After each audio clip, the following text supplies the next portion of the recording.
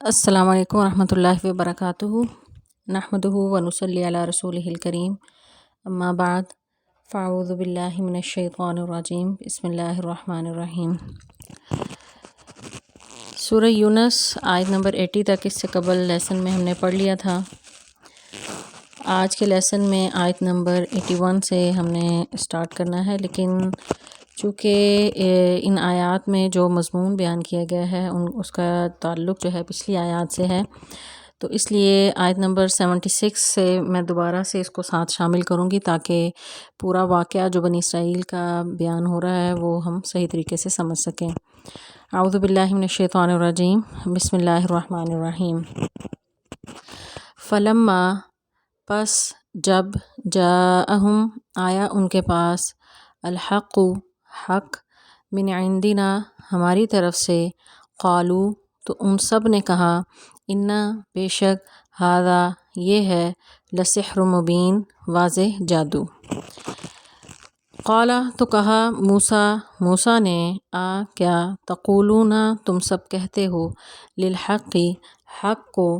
لما جاءکم جب وہ آیا تمہارے پاس، کیا سحر ھذا یہ جادو ہے، ولا یفلح الساحرون حالانکہ فلاح نہیں پاتے ساحرون جادوگر۔ قالو تو ان سب نے کہا، کیا جئتنا تو آیا ہے ہمارے پاس، لتلفتنا کہ تو ہمیں پھیر دے، عما اس راستے سے یا اس چیز سے، وجدنا ہم نے پایا، علیہ اس پر، آباءنا اپنے باپ دادا کو، وتکونا اور ہو، لکما تم دونوں کے لیے، الکبریاء بڑائی فی الارض زمین میں، وما اور نہیں ہے، نحن ہم، لکما تم دونوں پر، بمؤمنین ایمان لانے والے۔ اس سے قبل میں نے آیات میں بتایا تھا ان آیات کا ترجمہ کرتے ہوئے کہ یہ مکالمہ ہے حضرت موسیٰ علیہ السلام کا قوم فرعون کے ساتھ اور فرعون کے ساتھ، کہ وہ جب حق لے کر آئے، فلما جاءہم الحق جب وہ حق لے کر آئے، حق سے مراد یہاں پر وہ معجزات ہیں جو اللہ تبارک و تعالیٰ نے موسیٰ علیہ السلام کو عطا کیے تھے۔ تو معجزات کے بارے میں ہم جانتے ہیں کہ معجزہ ہر وہ خرق عادت واقعے کو کہتے ہیں، یعنی جس کو عام نارمل روٹین میں وہ واقعہ نہ ہوتا ہو تو انسانی عقل اس پر دنگ رہ جائے۔ تو ہر دور میں اللہ تبارک و تعالیٰ نے مختلف انبیاء کو معجزات عطا کیے۔ تو موسیٰ علیہ السلام کو اللہ تعالیٰ نے جو معجزات عطا کیے تھے، قرآن پاک میں ان کا ذکر ہے کہ ید بیضا، یعنی وہ ہاتھ ڈالتے تھے اپنے بازو کے نیچے، جب وہ نکالتے تھے تو وہ ایسے چاند کی طرح روشن چمکتا تھا، اور دوسرا ان کو عصا عطا کیا تھا اللہ تعالیٰ نے کہ وہ اس کو جب پھینکتے تھے تو وہ ایک سانپ کی شکل اختیار کر لیتا تھا۔ تو یہ دو معجزات انہیں اللہ تبارک و تعالیٰ نے عطا کیے تھے، اور معجزات جب کسی بھی نبی کو عطا ہوتے ہیں تو اس دور کے تقاضوں کے مطابق ہوتے ہیں۔ موسیٰ علیہ السلام کے دور میں قوم فرعون جو ہے اس میں جادو کا بہت زور تھا، اور وہ جادو پر بہت وہ لوگ یقین رکھتے تھے، تو اللہ تعالیٰ نے اس حساب سے موسیٰ علیہ السلام کو معجزات عطا کیے تھے۔ اسی طرح نبی اکرم صلی اللہ علیہ وسلم کو جب مبعوث کیا گیا تو یہ لوگ جو تھے بات گفتگو کرنے میں بہت زیادہ یعنی فصیح و بلیغ تھے، تو اللہ تبارک و تعالیٰ نے اسی لحاظ سے انہیں معجزہ جو ہے یہ قرآن پاک کی شکل میں عطا کیا کہ وہ اس کلام کو دیکھ کے وہ دنگ رہ گئے کہ ایسا کلام تو کوئی عام انسان نہیں لکھ سکتا، تو یعنی وہ کہنے پر مجبور ہو گئے کہ ما ھذا قول البشر، کہ یہ کسی بشر کا کلام نہیں ہے، اگرچہ انکار پھر بھی کرتے رہے۔ اور اس آیت کے شروع میں اس سورہ میں ہم نے پڑھا کہ وہ نبی اکرم صلی اللہ علیہ وسلم پر بھی انہوں نے یہ الزام تراشی کی تھی کہ یہ جادوگر ہے اور یہ جادو لے کر آیا ہے، قرآن کو وہ کہتے تھے کہ یہ جادو ہے۔ تو نبی اکرم صلی اللہ علیہ وسلم کو یہ تمام جو ہے وہ ذکر کرنے کے بعد موسیٰ علیہ السلام کا واقعہ اس لیے بیان کیا جا رہا ہے کہ وہ نبی اکرم صلی اللہ علیہ وسلم کو تسلی ہو کہ جو قریش مکہ کا جو طرز عمل ہے آپ کے ساتھ، یہ کچھ نیا نہیں، اس سے پہلے انبیاء کے ساتھ بھی یہ سلسلہ ہوتا رہا۔ موسیٰ علیہ السلام کی قوم نے بھی ان کو جو ہے ان کو جو معجزات عطا ہوئے اس کو جادو کہا اور ان کو جھٹلایا۔ تو یہاں پر اللہ تبارک و تعالیٰ وہ ذکر کر رہے ہیں کہ جب آ گیا ان کے پاس حق، یعنی وہ معجزات عطا ہو گئے، تو انہوں نے کہا یہ تو بڑا کھلا جادو ہے، اور موسیٰ علیہ السلام کو کہنے لگے، موسیٰ علیہ السلام نے کہا تقولون للحق، کیا تم اس حق کو جادو کہہ رہے ہو، ان معجزات کو تم جادو کہہ رہے ہو، لما جاءکم وہ تمہارے پاس آ گیا، اور حالانکہ یہ تو حقیقت ہے کہ جادوگر تو فلاح ہی نہیں پاتے، کہ جیسا کہ ہم جانتے ہیں کہ جادو کرنا تو کفر ہے۔ تو موسیٰ علیہ السلام نے بھی انہیں یہی کہا، اسحر ھذا، کیا یہ جادو تمہیں نظر آتا ہے؟ ولا یفلح الساحرون، حالانکہ جادوگر تو فلاح ہی نہیں پائیں گے۔ تو ان کا جواب پھر کیا تھا فرعون کا، قالوا اجئتنا، کہ یعنی جب وہ سمجھ نہیں آیا، معجزہ یعنی انسانی عقل سے بہت بلند چیز ہے، تو جب انہیں یہ سمجھ نہیں آیا، اور تو وہ کہنے لگے کہ تم یہ چیز اس لیے لائے ہو تاکہ ہمیں تم پھیر دو، وہ جو آباء و اجداد کے دین پہ ہم چلے ہوئے ہیں اس سے ہمیں پھیر دو، وَتَكُونَ لَكُمُ الْكِبْرِيَاءُ، اور تم یہ چاہتے ہو کہ تم زمین میں بڑی بڑائی حاصل کر لو، یعنی جو وہ خود اپنے لیے چاہتا تھا وہی جو ہے انسان جو اپنے دل میں اس کے خیالات ہوتے ہیں وہی دوسرے سے اس کی امید رکھتا ہے، اور دوسرے کے بارے میں بھی وہی نظریات رکھتا ہے۔ تو فرعون بھی موسیٰ علیہ السلام سے یہ کہنے لگا کہ تم چاہتے ہو کہ تم زمین میں بڑائی حاصل کر لو۔ تو لکما، کما جو ہے یہ تثنیہ کا صیغہ ہے، دو لوگوں کے لیے استعمال ہوتا ہے۔ عربی میں جو ہے واحد اور جمع جو ہے، اردو اور انگلش میں ہم دیکھتے ہیں واحد کے بعد جمع ہوتا ہے، لیکن عربی میں ایک تیسرا صیغہ بھی ہوتا ہے، دو کے لیے تثنیہ کا صیغہ استعمال ہوتا ہے، واحد ایک کے لیے، دو کے لیے تثنیہ، اور جمع جو ہے وہ تین یا اس سے زیادہ کے لیے۔ تو لکما یہاں دو کو مخاطب اللہ تعالیٰ نے کیا ہے، اور وہ دو کون تھے؟ وہ ایک موسیٰ علیہ السلام تھے اور ایک ان کے بھائی ہارون علیہ السلام، یہ دونوں جو تھے وہ نبی تھے۔ تو اللہ تبارک و تعالیٰ یعنی ان کو ہارون علیہ السلام کو موسیٰ علیہ السلام کی مدد کے لیے اللہ تعالیٰ نے انہیں بھی نبوت عطا کی تھی۔ تو فرعون ان دونوں سے مخاطب تھا کہ تم دونوں چاہتے ہو کہ زمین میں بڑائی حاصل کر لو، نحن لکما بمؤمنین، کہ ہم تم دونوں پر جو ہے ہم ہرگز ایمان لانے والے نہیں ہیں۔ وقالا، اور کہا، فرعون نے، اتونی، عطا سے ہے یہ لفظ، لے آؤ میرے پاس، بکل ساحر علیم، ہر جادوگر کو علیم جو بھی جادو کا علم رکھنے والا ہے۔ یعنی اب موسیٰ علیہ السلام نے جب فرعون کے سامنے اپنے معجزات دکھائے، ید بیضا اور وہ عصا دکھایا، تو فرعون کو تو اپنی جو ہے بادشاہت اور وہ جو خدائی کا دعویٰ کرتا تھا اس کے لالے پڑ گئے، کہ اس کے درباریوں نے جب یہ سب دیکھا تو اسے فکر ہوئی کہ یہ ایسا نہ ہو کہ سب جو ہیں وہ مجھے چھوڑ کے موسیٰ کے پیچھے لگ جائیں۔ تو اس نے کہا کہ اس کو ہرانا چاہیے، اور کیونکہ اس کو جادو کہہ رہا تھا معجزات کو، تو اس نے کہا کہ پورے ملک میں اعلان کرو اور تمام جادوگروں کو بلاؤ تاکہ وہ جادوگر جو ہیں وہ موسیٰ کو ہرائیں، نعوذ باللہ، جو وہ یہ سمجھ رہا تھا۔ تو اس نے کہا کہ پورے ملک میں اعلان منادی کر دو اور ہر جادوگر کو اور اس علم رکھنے والے کو بلا لاؤ۔ فلما، پس جب، آ گئے، السحرۃ، جادوگر، قالا، کہا، لہم، ان سے، موسیٰ نے، القو، تم سب ڈالو، ما انتم ملقون، جو تم سب ڈالنے والے ہو۔ تو جب جادوگر آ گئے تو انہیں موسیٰ علیہ السلام نے کہا کہ جو تم ڈالنا چاہتے ہو یا جو بھی تم جادو کرنا چاہتے ہو وہ تم کر کے دکھاؤ۔ فلما القوا، تو جب ان سب نے ڈالا، قالا، تو کہا موسیٰ نے، ما جئتم، جو تم لائے ہو، بھی اس کو، السحر، وہ جادو ہے، ان اللہ، بے شک اللہ، سیبطل، ان قریب اس کو باطل کرے گا۔ سیبطل باطل سے ہے، سین جو ہے وہ ان قریب کے لیے استعمال ہوتا ہے، مستقبل کے لیے، تو ان قریب یعنی آئندہ قریبی وقت میں، یبطلہ، اس کو باطل کرے گا اللہ تعالیٰ، یعنی سحر کو، ان اللہ، بے شک اللہ، لا یصلح، نہیں سنوارتا یا نہیں اصلاح کرتا، نہیں ٹھیک کرتا، عمل المفسدین، فساد کرنے والے کوئی کاموں کو۔ اب وہ میدان سج گیا، جادوگر آ گئے اور سب جو ہے منادی کرا دی گئی، اور پورے ملک سے جادوگر اکٹھے ہو کر جب آ گئے تو موسیٰ علیہ السلام بھی آ گئے، اور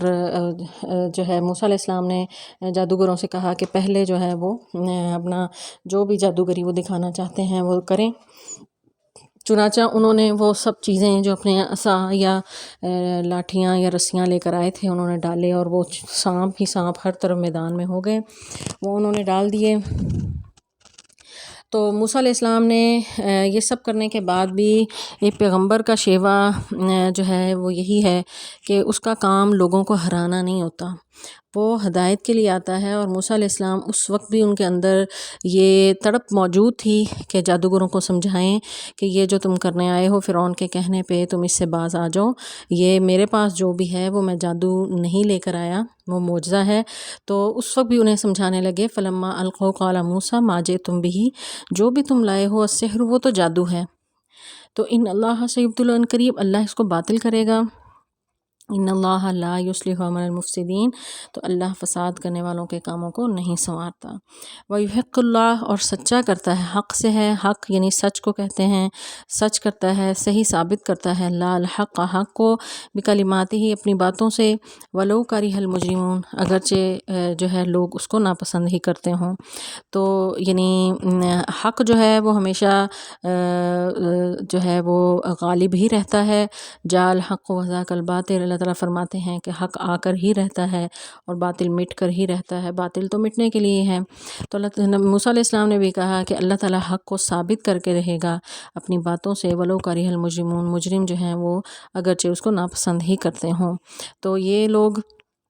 اگرچہ اس کو ناپسند کر رہے ہیں، اور انہوں نے میدان جو سجایا ہے ایک نبی کو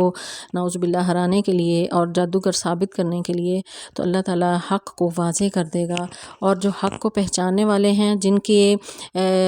دل کی آنکھ کھلی ہوئی ہے اور حق کو وہ پہچاننے کی صلاحیت موجود ہے، تو وہ اس حق کو پہچان لیں گے، خواہ مقابلہ کتنا ہی کڑا کیوں نہ ہو. تو پھر ہوا بھی یہی، فما آمنا، تو نہ ایمان لائے، لموسیٰ، موسیٰ پر، الا ذریۃ، مگر ذریت یعنی اولاد، من قومہ، اس کی قوم سے، علی خوف، خوف کی وجہ سے، من فرعون، فرعون سے، وملئہم، اس کے سرداروں میں سے، ان یفتنہم، کہ وہ فتنے میں ڈالے گا انہیں، وَإِنَّ، اور بے شک، فرعون لعال، البتہ سرکشی کرنے والا تھا، فی الارض، زمین میں، وَإِنَّهُ، اور بے شک وہ، لمن، البتہ تھا، المسرفین، حد سے بڑھنے والوں میں سے. موسیٰ علیہ السلام نے جب یعنی واقعہ یوں ہے کہ جب جادوگروں نے وہ رسیاں ڈالیں اور وہ چھوٹے چھوٹے سانپ بن گئے، تو موسیٰ علیہ السلام ایک دفعہ خوف زدہ ہوئے، لیکن اللہ تعالیٰ نے ان کے دل کو سنبھالا، اپنے نبی کو، اور انہیں کہا کہ اب آپ اپنا جو ہے وہ عصا ڈالیں. تو موسیٰ علیہ السلام نے جب اپنا عصا پھینکا تو بہت بڑا اژدہا بن گیا، اور اس نے ان تمام سانپوں کو، جو حقیقت میں سانپ نہیں تھے، جادو کی وجہ سے انہوں نے لوگوں کی نظروں پہ جو ہے وہ جادو کیا ہوا تھا اور وہ سانپ نظر آ رہے تھے، تو اللہ تعالیٰ نے اپنے معجزے کے ذریعے ان تمام کو جو ہے وہ موسیٰ علیہ السلام کی لاٹھی سے جو عصا بنا تھا، اس نے ان تمام کو ہڑپ کر لیا. اور جادوگر جو تھے، جو جادو کرنے والے تھے، وہ تو حقیقت کو جانتے تھے، اور انہوں نے فوراً اس کو پہچان لیا، اور وہ فوراً جو ہے سجدے میں گر گئے. سورۃ طٰہٰ میں اللہ تعالیٰ نے تفصیل سے واقعہ ذکر کیا ہے کہ وَأُلْقِيَ السَّحَرَةُ ساجدین، تمام کے تمام جادوگر جو تھے وہ سجدے میں گر گئے. قالوا آمنا بموسیٰ وہارون، وہ موسیٰ اور ہارون کے رب پر وہ ایمان لے آئے سب کے سب. اور پھر اس پر فرعون بہت غضبناک ہوا کہ میں تو یہ میدان میں نے سجایا تھا اور پوری جو ہے وہ عوام کو اکٹھا کیا تھا کہ موسیٰ کو جھوٹا ثابت کرو، نعوذ باللہ، لیکن معاملہ تو بالکل الٹ ہو گیا. الٹا وہ جادوگر جتنے بھی اکٹھے کیے تھے وہ سب کے سب بھی مسلمان ہو گئے. تو وہ بہت غصے میں آیا، اور پھر اس نے انہیں بہت سخت سزائیں دیں اور سب کے سب جادوگروں کو شہید کروا دیا. تو یہاں پر آگے یعنی یہ واقعہ اللہ تعالیٰ نے یہاں پر تھوڑا سا اس کو یعنی ٹچ کیا ہے، اتنا جادو کے حصے کو، تفصیل اس کی جو ہے وہ دوسری جگہ بیان ہوئی ہے، جو میں نے آپ کو بتا دی. کچھ آپ مزید جو ہے اگر پڑھنا چاہتے ہیں وہاں دیکھ لیں. تو یہاں پر جو ہے اصل مقصد یہ ہے کہ نبی اکرم صلی اللہ علیہ وسلم کو تسلی دی جا رہی ہے، تو اتنا حصہ ہی اس واقعے کا ذکر کیا گیا ہے. تو آگے اللہ تعالیٰ فرماتے ہیں آیت نمبر 83 میں کہ فما آمن لموسیٰ الا ذریۃ، ایمان لائے موسیٰ پر نہیں ایمان لائے مگر ذریۃ، کچھ لوگ. ذریۃ ہے یہ زارع سے ہے، زارع کہتے ہیں پیدا کرنا. یہ لفظ جو ہے ذریہ کا لفظ جو ہے یہ چھوٹے بچوں کے لیے بھی استعمال ہوتا ہے اور نوجوانوں کے لیے بھی. تو موسیٰ علیہ السلام پر ایمان لائے چند نوجوان،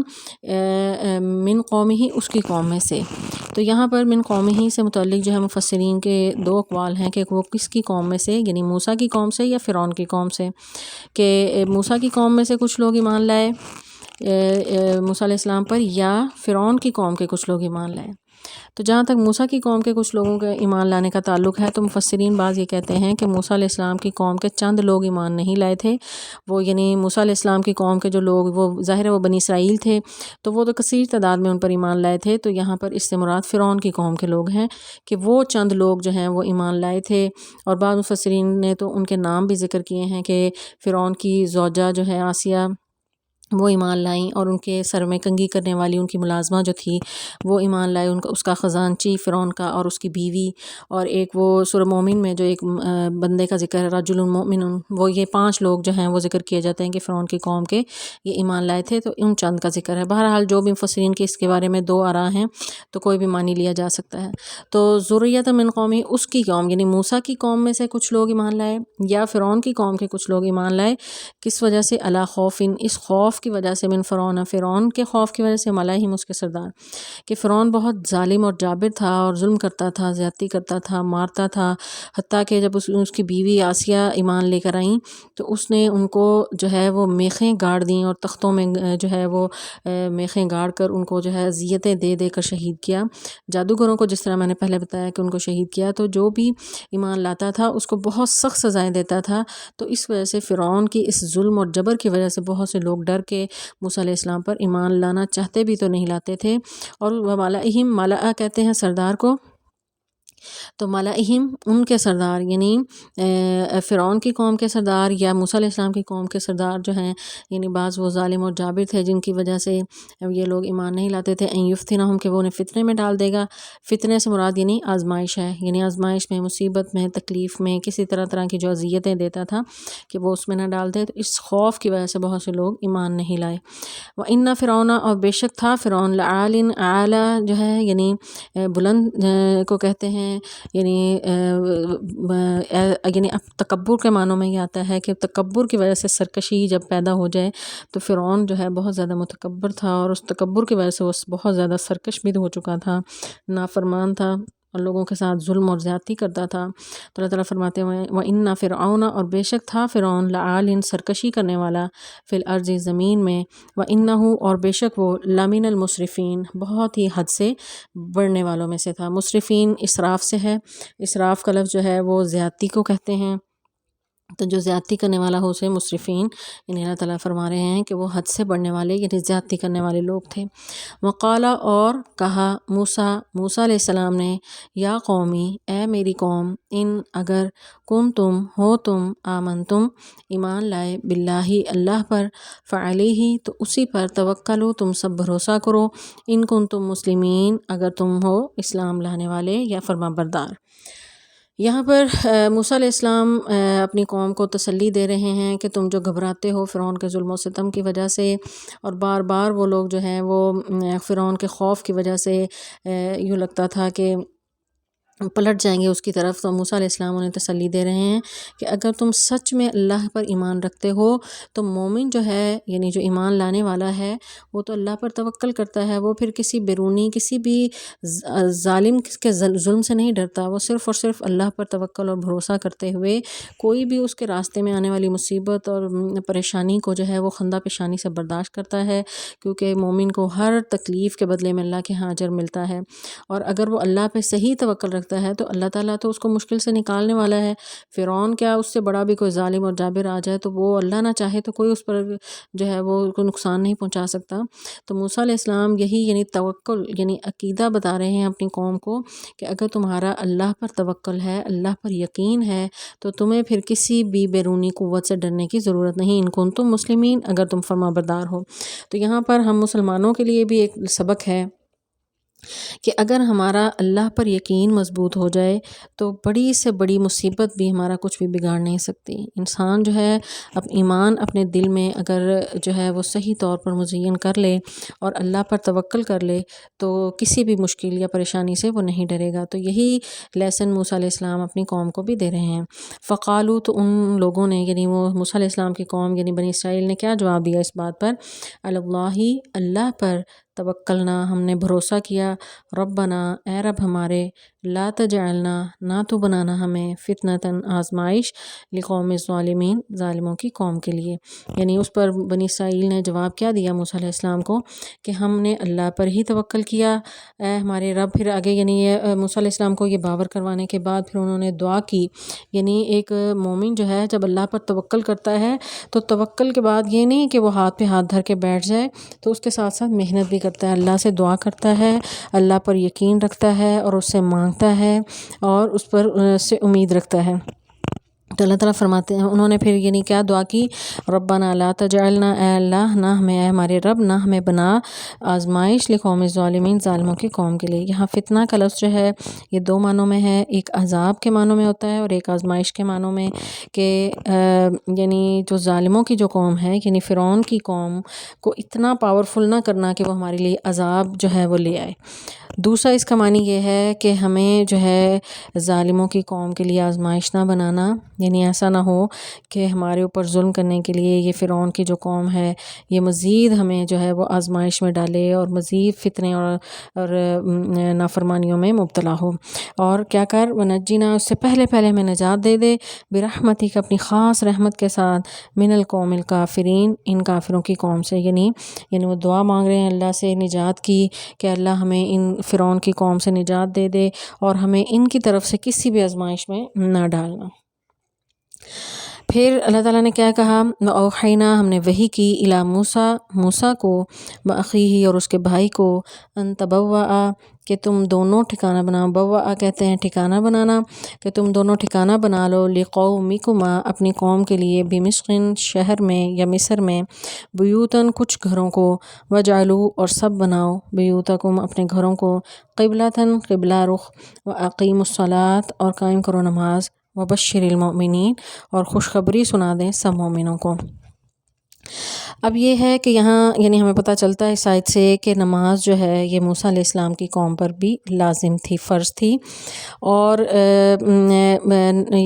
جو ہے موسیٰ علیہ السلام کی قوم پر یا نبی اکرم صلی اللہ علیہ وسلم سے پہلے جتنی بھی قومیں آئی ہیں ان تمام قوموں پر لازم تھا کہ کوئی بھی عبادت اگر کریں تو وہ خاص عبادت گاہوں میں جا کر وہ عبادت کریں۔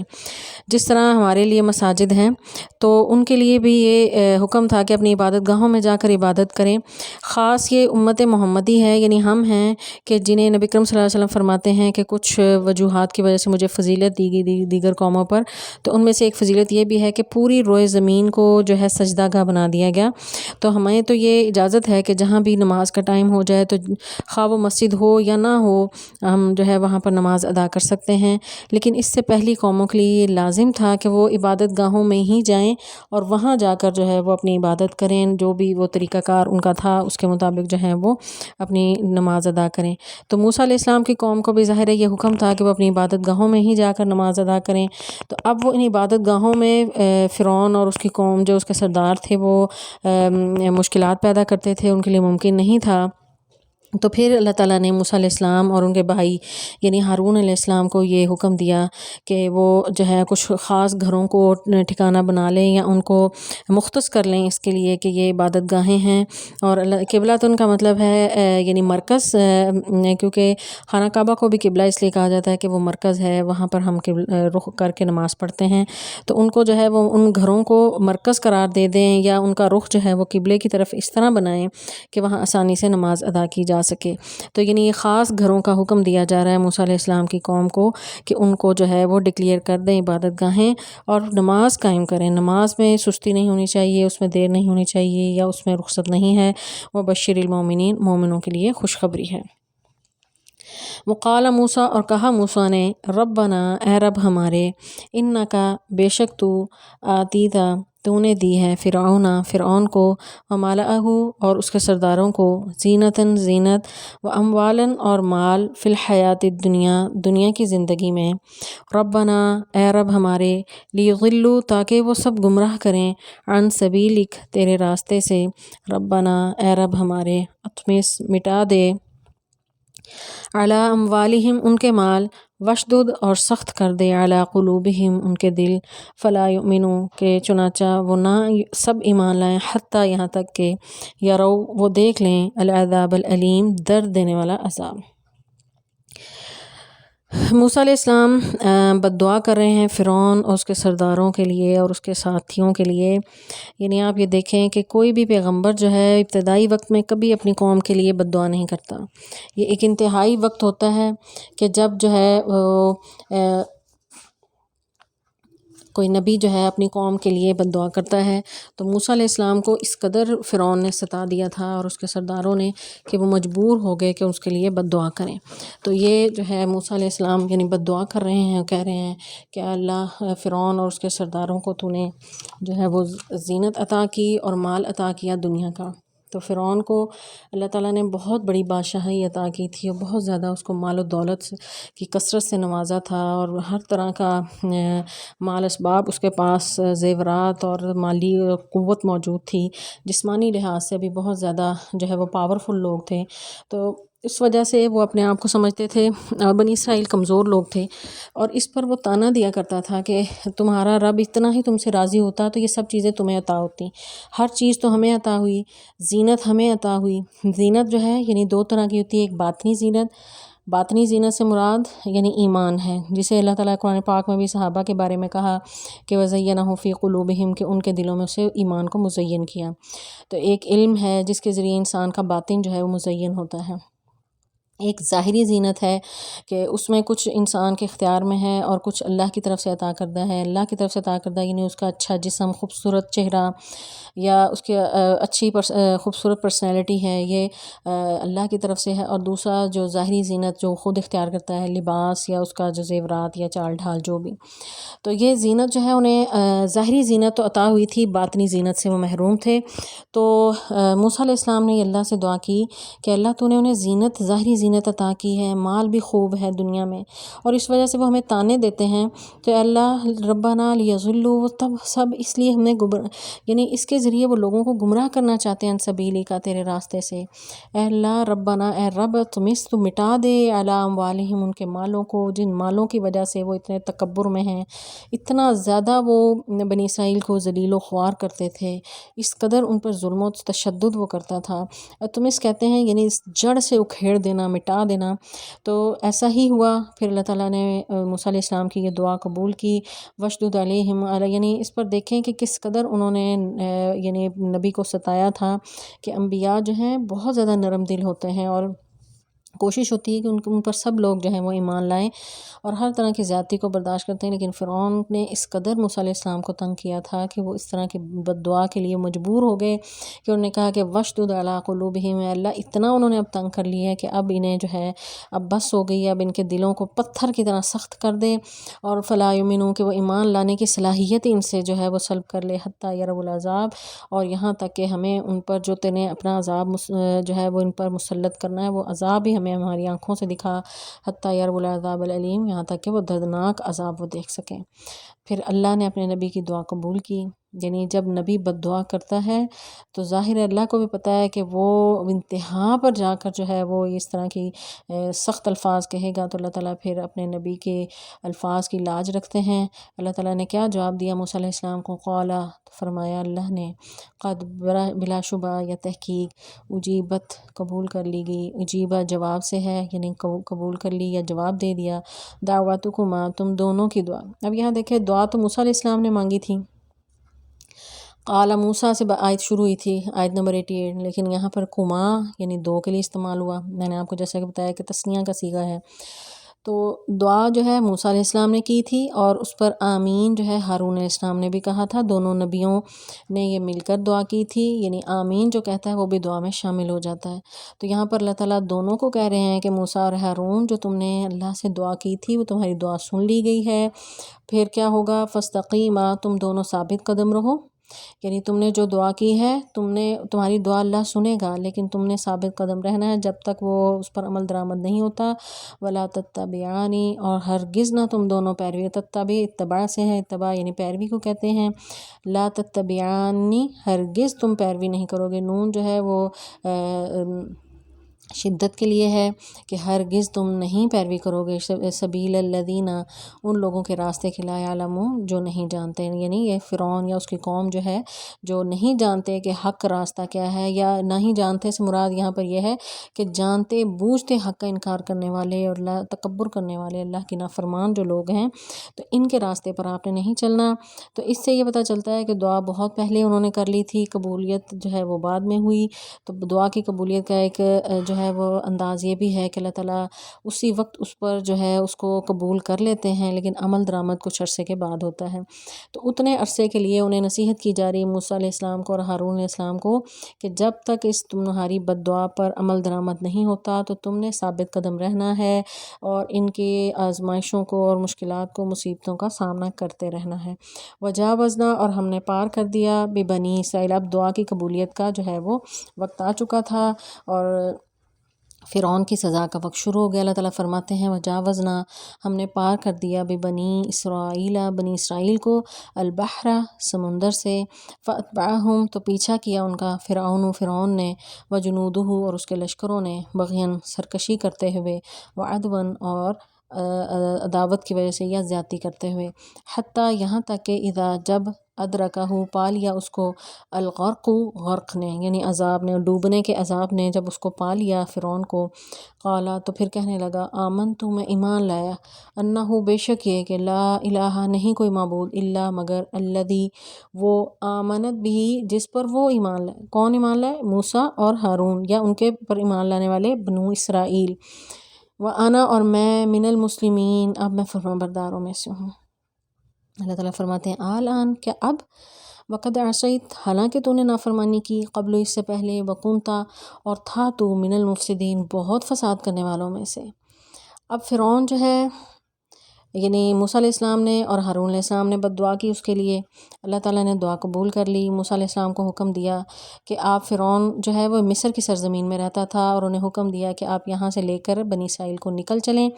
اور موسیٰ علیہ السلام راتوں رات جو ہے وہ بنی اسرائیل کو لے کر وہاں سے چلے، اور جو فرعون کو جب پتہ چلا، اس نے اپنے لاؤ لشکر تیار کیا اور فوراً سے پیچھے بھاگا۔ اتنی دیر میں بنی اسرائیل جو ہے وہ دریائے نیل کے کنارے پہنچ چکے تھے، تو آگے دریا تھا اور پیچھے فرعون کا لشکر۔ تو اللہ تعالیٰ نے موسیٰ علیہ السلام کو پھر حکم دیا کہ اپنا عصا ماریں دریا میں، ٹھاٹھے مارتا ہوا سمندر دو ٹکڑے ہو گیا اور اس میں خشک راستہ بن گیا، بنی اسرائیل اس سے گزر گئے۔ فرعون جب پیچھے پہنچا اور اس نے جب دیکھا کہ راستہ ہے، اور وہ اس نے بھی اپنے لشکر جو ہے وہ تمام اپنے لشکر سمیت دریا میں گھس گیا۔ بالکل درمیان میں جب پہنچا تو اللہ تعالیٰ نے پھر سمندر کو حکم دیا کہ وہ آپس میں پانی مل گئے اور وہ غرق ہو گیا۔ اس طرح اللہ تعالیٰ نے اس متکبر کا، جو خدائی کا دعویٰ کرتا تھا اور جس نے اس قدر اپنے اللہ کے نبیوں کو ستایا ہوا تھا اور بنی اسرائیل کو اذیتیں دیتا تھا، اس کو جو ہے وہ دنیا میں ہی عبرت کا نشان بنا دیا۔ اب جب وہ غرق ہونے لگا، اللہ تعالیٰ فرماتے ہیں حتیٰ ادرکہ الغرق، جب وہ غرق کے عذاب میں پہنچا، یعنی ڈوبنے لگا، تو اس وقت جو ہے وہ اس نے فوراً کہنے لگا آمنت، میں ایمان لے آیا کہ میں، ایک اور جگہ اللہ تعالیٰ فرماتے ہیں کہ وہ کہنے لگا کہ میں موسیٰ اور ہارون کے رب پر ایمان لے آیا، میں بنی اسرائیل کے رب پر ایمان لیا۔ یہاں پر یہ وہ کہہ رہا ہے کہ آمن بھی بنو اسرائیل، میں ایمان لایا اس پر جس پر سب بنی اسرائیل ایمان لائے۔ تو اللہ تعالیٰ نے کہا کہ اب ایمان لانے کا کوئی فائدہ نہیں ہے، کہ آنا، کہ اب، یعنی اب تو دیر ہو گئی، یعنی جان جب حلق میں پہنچ جاتی ہے، غرغرہ پر نبی صلی اللہ علیہ وسلم فرماتے ہیں کہ توبہ کی قبولیت کا دروازہ کھلا رہتا ہے، کہ انسان نے جتنے بھی گناہ کیے ہوئے ہوں، توبہ کا دروازہ کھلا رہتا ہے جب تک جو ہے، یعنی سورج مغرب سے طلوع نہ ہو جائے یا جان جو ہے وہ ہنسلی تک نہ پہنچ جائے، یعنی نکلنے کا وقت نہ ہو جائے۔ تو فرعون کا چونکہ جان کے نکلنے کا وقت تھا، موت یقینی تھی، غرق ہو رہا تھا، اور اس کو سمجھ آ گئی کہ اب موت یقینی ہے، تو اب ایمان لانے کا اس کو کوئی فائدہ نہیں ہونا تھا۔ تو اللہ تعالیٰ نے فرمایا کہ اب کوئی فائدہ نہیں۔ جبرائیل علیہ السلام فرماتے ہیں کہ اس وقت میں نے اس کے منہ میں مٹی فوراً سے ڈال دی، تو اس طرح جو ہے، یعنی تاکہ اس کی توفیق سلب ہو جائے، اور موسیٰ علیہ السلام نے جو اس کے لیے بد دعا کی تھی کہ اس کو اب ایمان لانے کا توفیق نہ دینا، تو وہ جو ہے وہ اللہ تعالیٰ نے ان کی دعا کو قبول کیا اور کہا کہ اس سے پہلے تو اتنا فسادی تھا، وَكُنْتَ مِنَ الْمُفْسِدِينَ، تو بہت فساد کرنے والا تھا، تو اب اتنا بھلا جو ہے وہ بننے کی ضرورت نہیں ہے کہ میں فرمانبردار ہوں، اب تو تمہارا انجام تم سامنے دیکھ رہے ہو، تو اب کوئی فائدہ نہیں ہے۔ تو اس سے یہ سبق ملتا ہے کہ اللہ تعالیٰ جو ہے ایک مدت دیتے ہیں، ایک حد تک ایک شخص کو مہلت دی جاتی ہے، جب وہ حد کراس ہو جاتی ہے، وقت گزر جاتا ہے، تو اس کے بعد جو ہے توبہ کا کوئی فائدہ نہیں ہے۔ تو اس سے پہلے جو ہے وَلَا تَمُوتُنَّ إِلَّا وَأَنْتُمْ مُسْلِمُونَ، تمہیں موت نہ آئے جب کہ تم حالت ایمان میں ہو۔ تو یعنی اس سے انسان کو ہر حال میں، کیونکہ موت کا تو کب کوئی پتہ نہیں کس وقت آ جائے، تو ہر وقت انسان کو حالت ایمان میں رہنا چاہیے، اللہ کا فرمانبردار بن کے رہنا چاہیے۔ فرعون نے انتظار کیا کہ موت کے قریب جو ہے وہ ایمان لانے کی کوشش کی، اس کا ایمان اس کو کوئی فائدہ نہیں دیا۔ تو اس لیے ہر مسلمان کو ہر وقت اللہ سے ڈرتے ہوئے رہنا چاہیے، کیونکہ کوئی پتہ نہیں کس وقت کسی کی موت آ جائے، اور پھر اس وقت جو ہے وہ توبہ کا دروازہ جو ہے وہ پھر بند ہو جاتا ہے۔ آگے اللہ تعالیٰ فرماتے ہیں، پھر اللہ تعالیٰ مخاطب ہوئے فرعون سے، فَالْيَوْمَ نُنَجِّيكَ، اب تیرے ایمان لانے کا کوئی فائدہ نہیں، فَالْيَوْمَ آج، نُنَجِّيكَ ہم بچا لیں گے تجھے، بھی بدنِكَ تیرے بدن کو،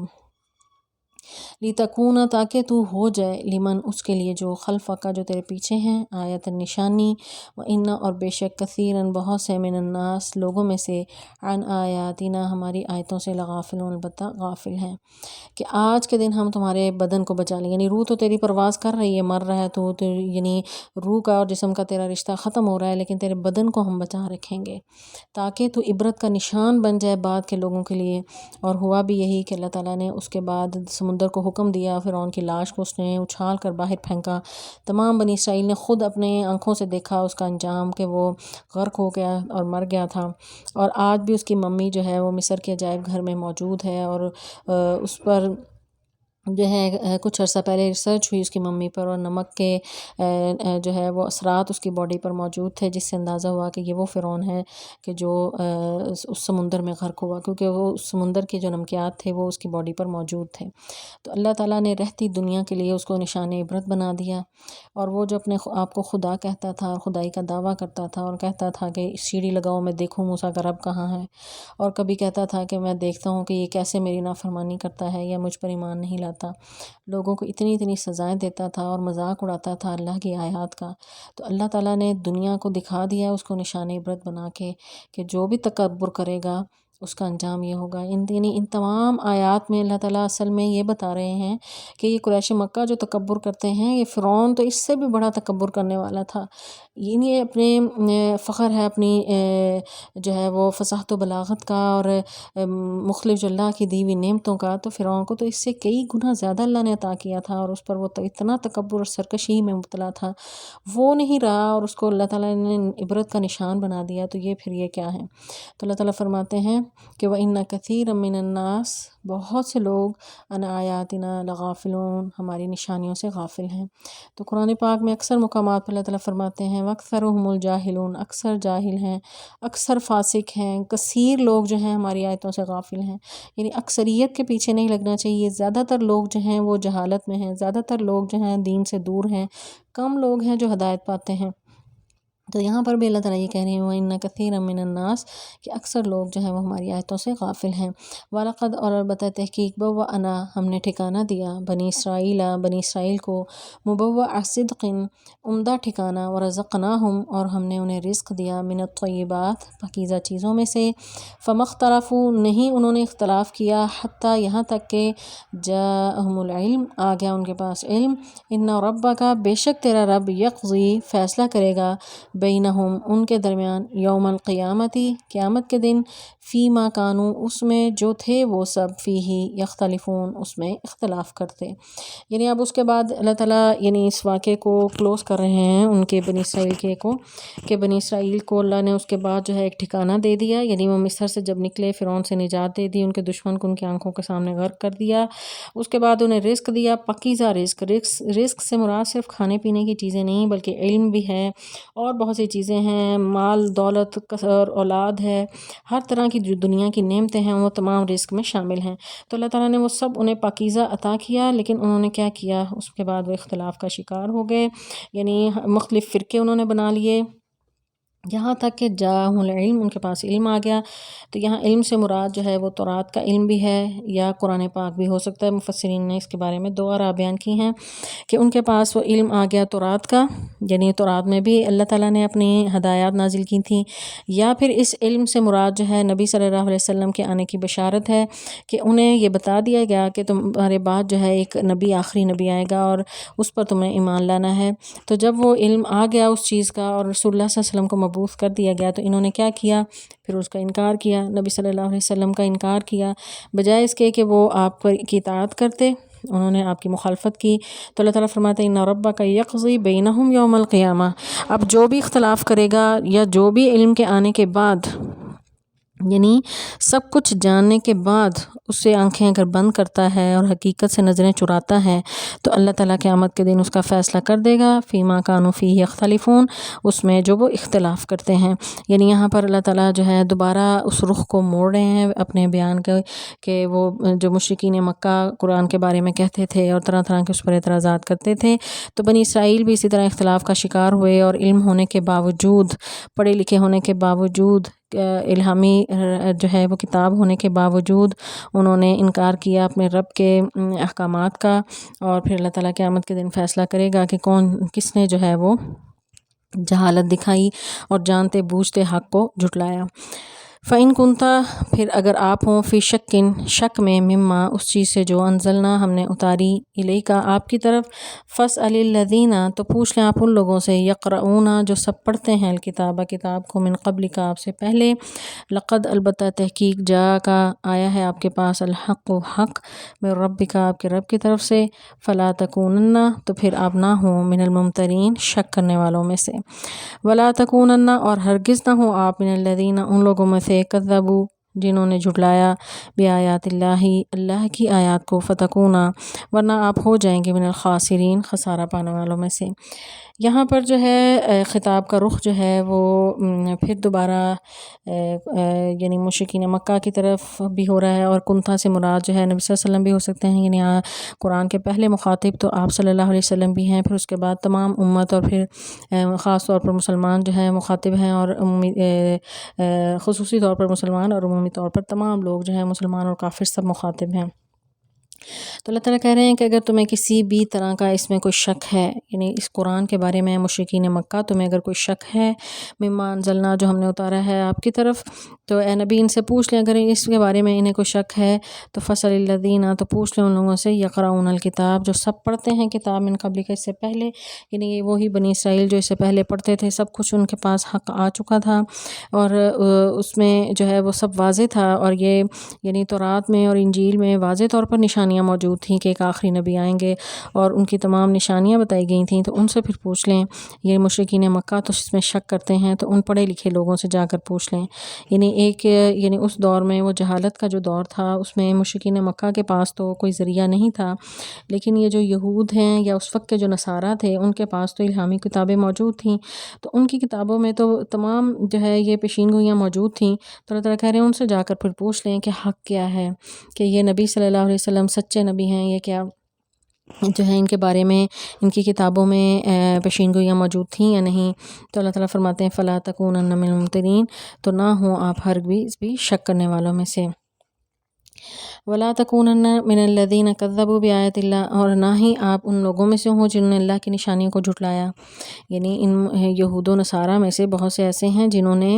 سب کچھ جانتے بوجھتے بھی اللہ کی آیات کو جھٹلا دیا، یعنی اللہ کی آیات سے مراد یعنی قرآن پاک ہے، نبی صلی اللہ علیہ وسلم کو اللہ نے مبعوث کیا، آخری نبی، ان کو تمام نشانیاں دیکھ لیں، اس کے باوجود انہوں نے جھٹلایا، تو اللہ تعالیٰ فرماتے ہیں فتکون من الخاسرین، تو پھر آپ خسارہ پانے والوں میں سے ہو جائیں گے۔ ان الذین، بے شک وہ لوگ، حقت ثابت ہو گئی علیہم، ان پر، کلمات ربک، تیرے رب کی بات، لا یؤمنون، وہ ہرگز ایمان نہیں لائیں گے۔ یہاں پر یہ سورت کا جو ہے وہ اختتام ہو رہا ہے، اور تمام جو سورت کا مضمون ہے اس کو اللہ تعالیٰ وائنڈ اپ کر رہے ہیں، یعنی اس پوری سورت میں ہم نے یہ دیکھا کہ قرآن کی حقانیت کو اللہ تعالیٰ نے بیان کیا، رسول اللہ صلی اللہ علیہ وسلم کی حقانیت کو بیان کیا، مشرکین مکہ کے جو قرآن پر اعتراضات تھے، آپ صلی اللہ علیہ وسلم کی ذات پر اعتراضات تھے، اور سب سے بڑھ کر پھر توحید پر جو ان کے اعتراضات تھے، اللہ کی ذات پر اعتراضات تھے، ان کے تمام کے اللہ نے جواب دیے، اور پھر درمیان میں موسیٰ علیہ السلام کی قوم کا تذکرہ کرنے کے بعد پھر ان کے بتایا کہ ان پر جو ہے وہ کتاب اتری تھی، وہ پڑھے لکھے لوگ تھے، اللہ کی طرف سے ہدایت آئی، حق جانتے بوجھتے انہوں نے اس کا انکار کیا اور اس کو جھٹلاتے تھے اور چھپاتے تھے، تو اللہ تعالیٰ فرماتے ہیں کہ حق بات جو ہے وہ واضح ہو گئی، تیرے رب کے کلمات جو ہیں، تیرے کلمات سے برات یعنی بات ہے کہ ان الذین حقت علیہم کلمات ربک، کہ بے شک وہ لوگ جن پر ثابت ہو گئی تیرے رب کی بات، لا یؤمنون، وہ نہیں سب ایمان لائیں گے، یعنی ضروری نہیں کہ حق سب پر جب واضح بھی ہو جائے تو سب ہی مان لائیں گے. تو جن کے قسمت میں ہدایت ہے اور اللہ نے توفیق دی ہو ہدایت کی، ہدایت انہیں ہی ملتی ہے. ضروری نہیں ہے کہ حق جانتے بوجھتے بھی سب ہی ایمان لائیں گے. تو اس میں یہ اللہ کی توفیق سے ہوتے ہیں. اللہ تعالیٰ جسے چاہتا ہے ہدایت عطا فرماتے ہیں. تو حق تو واضح ہو چکا ہے سب پر، ان یہود پر بھی، نصارہ پر بھی انہوں نے اپنی کتابوں میں پڑھ لیا ہے. مشرکین پر بھی حق واضح ہو گیا، وہ سب جانتے ہیں اور پہچانتے ہیں کہ یہ قرآن جو ہے وہ سچ ہے اور اللہ کی طرف سے نازل کردہ کتاب ہے، اور نبی صلی اللہ علیہ وسلم کو بھی وہ جانتے ہیں. لیکن محض وہ تکبر کی وجہ سے، سرکشی کی وجہ سے وہ انکار کیے چلے جا رہے ہیں. آگے اللہ تعالیٰ فرماتے ہیں وَلَوْ جَاءَتْهُمْ، اور اگرچہ آئے ان کے پاس کل آیت، ان کو ہر نشانی، حتیٰ یہاں تک کہ یرو، وہ سب دیکھ لیں گے عذاب العلیم، درد دینے والے عذاب کو. یعنی مشرکین مکہ بھی یہ کہتے تھے نبی صلی اللہ علیہ وسلم سے کہ لے آئیں پھر آپ عذاب جس کی یعنی آپ ہمیں بار بار ڈراوا دیتے ہیں. تو اللہ تعالیٰ فرماتے ہیں کہ ان کے پاس یعنی یہ قرآن کم نشانی ہے. قرآن تو یعنی بہت بڑا معجزہ ہے، زندہ معجزہ ہے. اس کو جو ہے یعنی خود یہ کہتے ہیں کہ یہ کسی انسان کا کلام نہیں ہو سکتا، تو اس کو انہوں نے نہیں مانا. تو اس سے بڑی انہیں نشانی کیا چاہیے کہ ایک نبی جو ہیں جو ان کے اندر رہے 40 سال تک، اور اللہ نے پھر انہیں نبوت عطا کی، اور ان پڑھ نبی امی ہیں اور ان پر اللہ تعالیٰ نے اتنی یعنی عظیم کلام کو اتارا ہے. تو یہ کوئی نشانیاں کیا کم ہیں ان پر. لیکن یہ جنہوں نے نشانی دیکھنے کے باوجود ایمان نہیں لانا، تو انہیں جو بھی آپ مزید بھی نشانیاں دکھا لیں وہ ایمان نہیں لائیں گے. حتیٰ یرب العذاب، یہاں تک کہ ان پر عذاب ہی آئے گا تو پھر ہی یہ لوگ جو ہے وہ یقین رکھیں گے. تو یہ کفار کا ہمیشہ یہ طرز عمل رہا ہے کہ جس طرح فرعون نے جب عذاب کو دیکھا تو وہ ایمان لایا، تو اسی طرح یہ مشرکین مکہ بھی شاید اسی چیز کا انتظار کر رہے ہیں کہ اپنی آنکھوں سے جب وہ موت کو دیکھیں گے تو پھر تو ایمان کا کوئی فائدہ نہیں ہوگا. تو کیا یہ اس وقت کا انتظار کر رہے ہیں؟ تو اس سے پہلے اگر یہ ہدایت کو پا لیں، اس سے پہلے حق بات کو قبول کر لیں تو یہ ان کے حق میں بہتر ہوگا. السلام علیکم ورحمۃ اللہ وبرکاتہ.